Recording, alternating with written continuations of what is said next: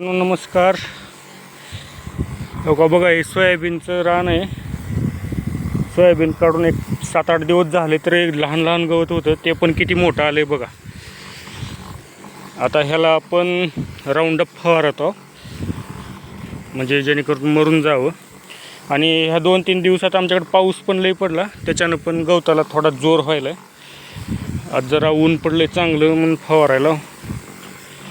बघा भयानक डेंजर गवत वाढले का. मग याच्याने मिळालं तर बरं आहे, कारण ह्याला बी आता मरायला 8-10 दिवस लागतात.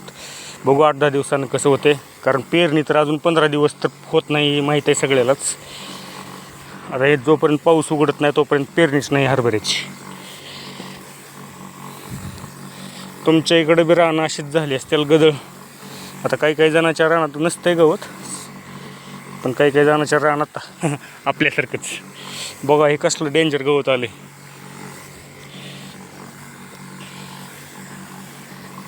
हे ग्लायफोसेट 41% असं कंटेंट असतं ह्याच्यामध्ये. ते ग्लायसेलमध्ये, राऊंडअपमध्ये, अजून कोणते आहेत त्याच्यामध्ये हेच कंटेंट असते. तर ह्याच्यानं माझ्या मते हे सिलेक्टिव्ह हर्बिसाईड आहे, म्हणजे ज्या पानावर पडतंय ते मरते असं आहे. याचा जमिनीवर काही फरक पडत नाही. हे जमिनीवर पडल्याच्या नंतर 0 होऊन जाते. तर हे पिकाच्या मध्ये सुद्धा मारतात बरं का, म्हणजे फक्त पिकावर न जाऊ देता.